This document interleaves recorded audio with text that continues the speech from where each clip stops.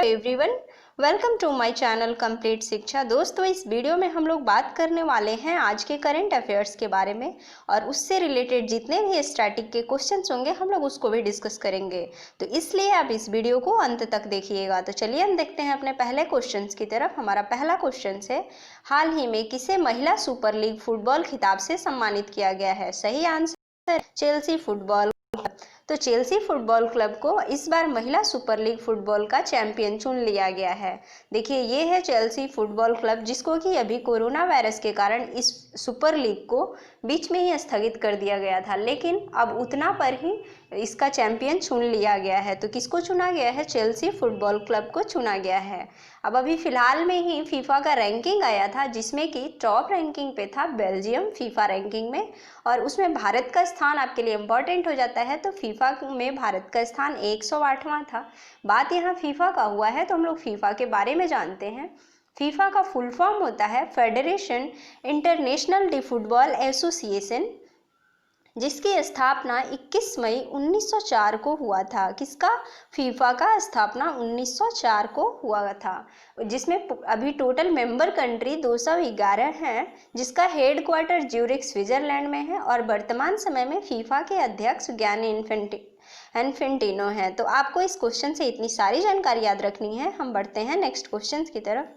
हमारा यहाँ next question है, हाल ही में मोनिका कपिल मोहता किस देश में भारत के अगले राजदूत नियुक्त हुए हैं?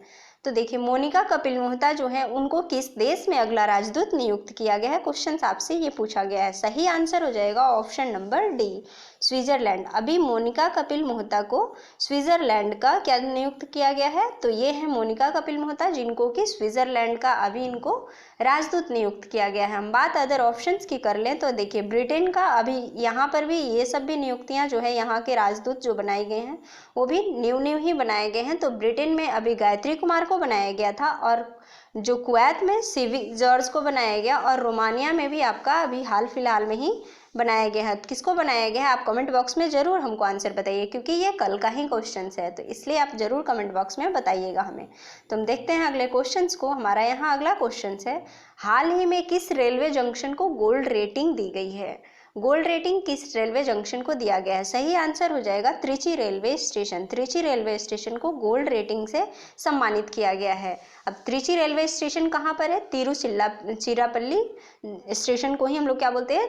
त्रिची रेलवे जंक्शन बोलते हैं। तो उसको अभी गोल्ड रेटिंग दिया गया है। और ऐसा क्यों किया गया है? तो पर्यावरण अनुकूल उपायों को संचालित करने के लिए इन्होंने बहुत ही अच्छा प्रयास किया है।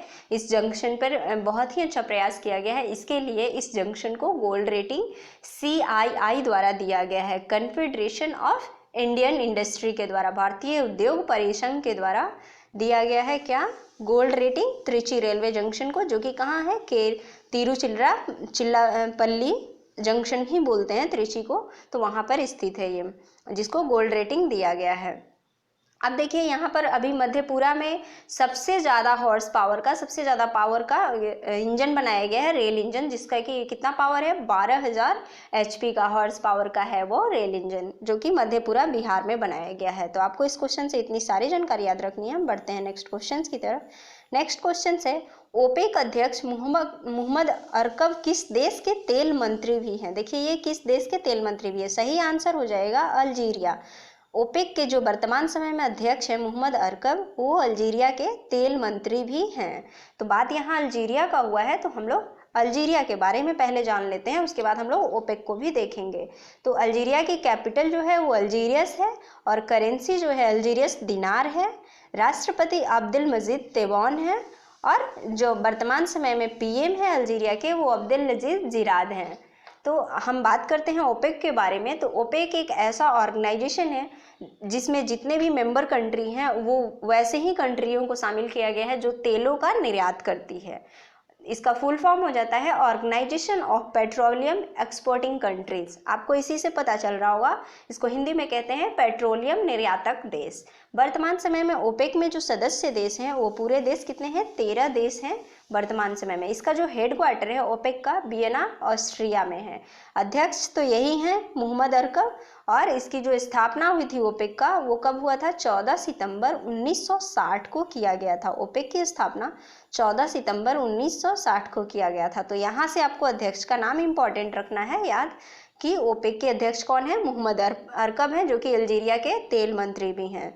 तो हम लोग देख लेते हैं यहाँ पर अगले क्वेश्चंस को। अगला क्वेश्चन है, हाल ही में किस संस्थान ने आर्टिफिशियल इंटेलिजेंस आधारित कम लागत वाली टेस्टिंग किट बनाई है? ये किस संस्थान के द्वारा आर्टिफिशियल इंटेलिजेंस आधारित टेस्टिंग किट बनाई गई है? तो सही आंसर है option number A, IIT Hyderabad के द्वारा आर्टिफिशियल इंटेलिजेंस आधारित कम लागत वाली टेस्टिंग किट बनाई गई है। अब देखिए ये जो टेस्टिंग किट है इसमें क्या खासियत है? तो ये कम लागत वाली है और इससे जो रिजल्ट आएगा, फाइनल रिजल्ट, वो 20 मिनट के अंदर ही आ जाएगा और इसमें बहुत सारा प्रोसेस से गुजरना नहीं पड़ेगा, जिससे कि इसमें टाइम वेस्ट होगा। और यह जो किट है वो reverse transcription polymerase chain reaction free है। इसमें ये सारा कई प्रक्रियाओं से इसको छुटकारा मिल जाता है, इसमें नहीं करना पड़ता है। अब ये देखिए आरटीपीसीआर क्या होता है, रिवर्स पॉलीमरेज चेन रिएक्शन क्या होता है, इसका फुल फॉर्म जान लेते हैं। Real time transcription chain reaction इसको बोलते हैं, पॉलीमरेज चेन रिएक्शन। इसके बारे में मतलब ये हुआ कि यह एक ऐसा अकेला प्रोसेस है जिसके द्वारा कोविड-19 जो है एक्यूरेट रिजल्ट देने वाला प्रोसेस है। कौन सा? आरटीपीसीआर। लेकिन उसमें बहुत सारा प्रोसेस से गुजरना पड़ता है, तो इसको इस टाइमिंग को कम करने के लिए आईआईटी हैदराबाद के द्वारा एक ऐसा किट बनाया गया है जो कि आर्टिफिशियल इंटेलिजेंस आधारित है, जिसमें इन सारी प्रोसेस को नहीं अपनाना पड़ेगा। जो आरटीपीसीआर है इस प्रोसेस से रिजल्ट तो एक्यूरेट मिलता है कोविड-19 का, लेकिन टाइम कंज्यूमिंग बहुत ज़्यादा होता है, टाइम ज़्यादा लेता है। लेकिन अब आईआईटी हैदराबाद के द्वारा जो किट बनाया गया है वो एक्यूरेट रिजल्ट भी देगा और टाइम भी कम लेगा। तो आपको इस क्वेश्चन से इतनी सारी जानकारी याद रखनी है। बढ़ते हैं नेक्स्ट क्वेश्चन की तरफ। नेक्स्ट क्वेश्चन है, हाल ही में किस संगठन ने एसएसए और एस्ट्रोफिजिक्स के क्षेत्र में सहयोग के लिए अराइज के साथ समझौता किया है? यहाँ सही आंसर हो जाएगा ऑप्शन नंबर ए, इसरो के द्वारा एसएसए। अब देखिए ये एसएसए क्या है? अंतरिक्ष जो है, अंतरिक्ष सिचुएशनल अवेयरनेस, अंतरिक्ष सिचुएशनल अवेयरनेस है, मतलब स्पेस सिचुएशनल अवेयरनेस ने एस्ट्रोफिजिक्स के क्षेत्र में सहयोग के लिए किसके साथ? अराइज के साथ इसरो ने समझौता किया है। देखिए यहाँ बात हुआ है इसरो का, तो हम लोग इसरो के बारे में जान लेते हैं। तो इसरो का जो है फुल फॉर्म हो जाता है इंडियन स्पेस रिसर्च ऑर्गेनाइजेशन, जिसको आप हिंदी में कहते हैं भारतीय अंतरिक्ष अनुसंधान संगठन, जिसकी स्थापना 15 अगस्त 1969 को किया गया था। 1969 को किया गया था। कब? किसकी स्थापना? इसरो की स्थापना 15 अगस्त 1969 1969 में हुआ था। संस्थापक इसके कौन थे? विक्रम अम्बालाल साराभाई थे। और हेडक्वार्टर है इसरो का बेंगलुरु में, जहां पर कि विप्रो का भी और इन्फोसिस का भी हेडक्वार्टर वहीं पर है, और हिंदुस्तान एरोनॉटिकल लिमिटेड का भी हेडक्वार्टर आपका बेंगलुरु में ही है। अध्यक्ष हैं वर्तमान समय में के सिवन, जिन्हें कि हम लोग रॉकेट मैन ऑफ इंडिया के नाम से भी जानते हैं। किसको? के सिवन को। ये एग्जाम में पूछा गया है कि रॉकेट मैन ऑफ इंडिया के नाम से किसे जाना जाता है, तो वो जो अभी इसरो के वर्तमान समय में अध्यक्ष हैं के सिवन को ही जाना जाता है। हम देखते हैं अगले क्वेश्चन को। अगला क्वेश्चन है हमारा, हाल ही में जारी पर्यावरण प्रदर्शन सूचकांक 2020 में शीर्ष पर कौन सा देश रहा है? सही आंसर है आपका ऑप्शन नंबर ए, डेनमार्क। पर्यावरण प्रदर्शन सूचकांक जो 2020 आया है उसमें डेनमार्क टॉप पे रहा है। तो अब इम्पोर्टेंट हो जाता है कि भारत का उसमें क्या रैंकिंग है। तो भारत का इसमें रैंकिंग है 168, और ये टोटल कितने देशों के द्वारा जारी किया गया है, कितने देश पूरे थे इस पर्यावरण प्रदर्शन सूचकांक में? तो 180, और 180 में से भारत का स्थान 168 है। टॉप पोजीशन पर डेनमार्क है। तो आपको यहाँ पर टॉप पोजीशन याद रखना है और अपने इंडिया का पोजीशन याद रखना है। ये किसके द्वारा जारी किया गया है? तो ये जो है पर्यावरण प्रदर्शन सूचकांक जो है वो वायल विश्वविद्यालय के द्वारा वर्ल्ड इकोनॉमिक फोरम के साथ मिल करके यह रिपोर्ट को जारी किया गया है, जिसमें भारत का स्थान जो है 168 रहा। ये प्रदर्शन यह प्रदर्शित करता है कि पर्यावरण बचाओ में कौन सा देश सबसे अच्छा प्रदर्शन कर रहा है, सबसे अच्छा कोशिश कर रहा है। इसको दिखाने के लिए पर्यावरण प्रदर्शन सूचकांक को जारी किया जाता है, जिसमें कि डेनमार्क का प्रदर्शन पर्यावरण संरक्षण में सबसे अच्छा है और उसमें हमारा जो है वो 180 में से 168 है। तो हम देखते हैं अपने अगले क्वेश्चन को। हमारा अगला क्वेश्चन है, हाल ही में किस संगठन ने अटल इनोवेशन के साथ समझौता की है। देखिए यहाँ पर किस संगठन के द्वारा अटल इनोवेशन मिशन के साथ समझौता किया जाएगा, CSIR। CSIR ने अभी अटल इनोवेशन मिशन के साथ समझौता किया है। अब देखते हैं कि ये अटल इनोवेशन मिशन क्या है। तो इसमें भारत नवाचार और उद्यमिता को बढ़ावा देने के लिए अटल इनोवेशन मिशन में CSIR ने साझेदारी की है। CSIR के बारे में जान लेते हैं। तो इसका फुल फॉर्म हो जाता है council of scientific and industrial research, जिसको हिंदी में बोलते हैं वैज्ञानिक और औद्योगिकी अनुसंधान परिषद। और मैंने आपको बताया कि ये क्यों किया गया है। अटल इनोवेशन मिशन क्या है, तो ये जो है भारत के नवाचार और उद्यमिता को बढ़ावा देता है। जो इनोवेशन मिशन है जिसमें लोग कुछ अच्छे चीज़ इनोवेटिव चीज़ बनाते हैं, तो उसको ये बढ़ावा देने के लिए CSIR ने इस मिशन में समझौता कर लिया है। अब देखिए यहाँ से CSIR से एक इम्पॉर्टेंट चीज़ है कि जो कि विज्ञान के क्षेत्र में सबसे अच्छा और प्रतिष्ठित पुरस्कार है भारत का, वो कौन सा है, शांति स्वरूप भटनागर अवार्ड, जो कि CSIR के द्वारा ही दिया जाता है। और किस क्षेत्र में, विज्ञान के क्षेत्र में दिया जाता है। शांति स्वरूप भटनागर अवार्ड विज्ञान के क्षेत्र में CSIR देता है। CSIR का फुल फॉर्म आपसे हर एग्जाम में पूछ लिया जाता है, एग्जाम में देखने को मिलता है कि इसका फुल फॉर्म क्या है। तो आप याद रखेंगे, council of research and council of scientific and industrial research. क्या होता है, CSIR, council of scientific and industrial research, Hindi में वैज्ञानिक एंड औद्योगिकी अनुसंधान परिषद। देखते हैं हम अपने अगले क्वेश्चन को। अगला क्वेश्चन है हमारा, वित्त वर्ष 2020 में किस देश में सबसे ज्यादा मुद्रास्फीति देखी गई है। सही answer option number C, Pakistan में 2020 में सबसे अधिक मुद्रास्फीति को देखा गया है, क्योंकि अभी पाकिस्तान की जो हालत है वो बहुत ही गंभीर है। आर्थिक स्थिति से वो तो पहले ही परेशान था, वहाँ की जो आर्थिक कंडीशन थी वो बहुत ही खराब है पहले से ही, लेकिन अभी कोविड-19 की वजह से और भी खराब हुआ है। और ये तो कोविड-19 वैश्विक महामारी से पूरी अर्थव्यवस्था, विश्व की ही अर्थव्यवस्था चरमरा गई है। तो जो पहले से ही दबा हुआ था उसकी हालत और खराब हो गई है। तो इसलिए इस बार देखा गया है कि मुद्रास्फीति जो रहा है सबसे अधिक, जो जितने भी कंट्री हैं अगल बगल के उसमें सबसे ज़्यादा पाकिस्तान का है। बात पाकिस्तान का हुआ है तो पाकिस्तान की राजधानी इस्लामाबाद है। यहाँ के जो वर्तमान समय में वहाँ के जो प्रधानमंत्री हैं इमरान खान हैं, और पाकिस्तान ने पिछले साल ही गन्ना के रस को अपना राष्ट्रीय पेय पदार्थ घोषित किया था। तो हम बढ़ते हैं अपने अगले क्वेश्चन की तरफ। देखते हैं हम अपना अगला क्वेश्चन, किस राज्य सरकार ने भारत का पहला online waste management platform launch किया है। सही आंसर हो जाएगा option number B, Andhra Pradesh राज्य सरकार ने भारत का पहला ऑनलाइन वेस्ट मैनेजमेंट प्लेटफॉर्म को लॉन्च किया है।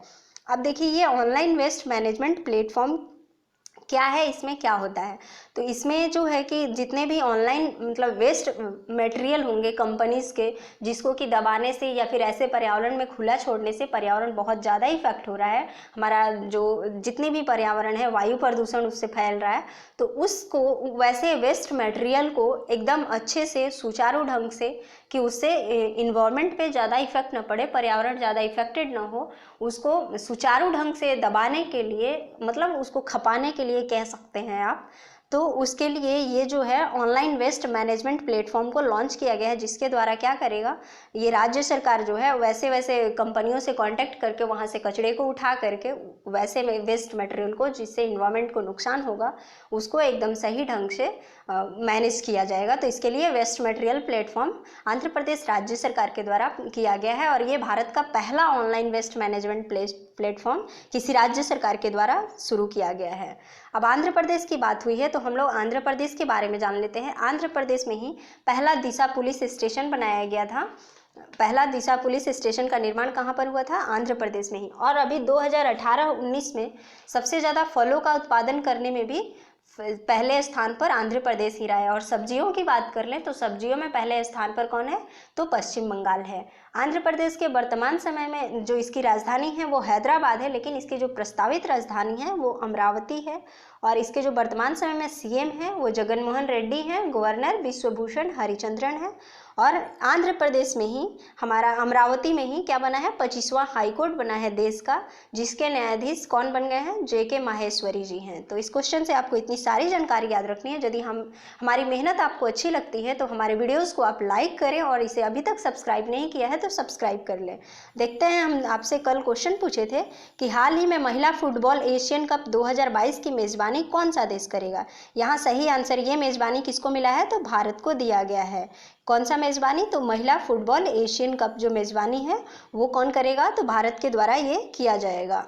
महिला फुटबॉल एशियन कप ये दूसरी बार भारत को मिला है। इससे पहले 79 में ये मेजबानी कर चुका था भारत महिला फुटबॉल एशियन कप का, और ये 2022 में आयोजित होगा। तो आपको याद रखना है कि इसका मेजबान देश भारत है। हम देखते हैं आज का हमारा क्या क्वेश्चन है। तो आज का हमारा क्वेश्चन है, सोशल मीडिया प्लेटफॉर्म से कमाई करने के मामले में कौन से खिलाड़ी शीर्ष पर रहा है। तो इसमें आपको आंसर देना है कमेंट बॉक्स में इसका, और इससे रिलेटेड जितना भी आपको एक्स्ट्रा फैक्ट्स आते हैं उसको भी आपको कमेंट बॉक्स में ज़रूर लिखना है। आज के लिए बस इतना ही। Thank you.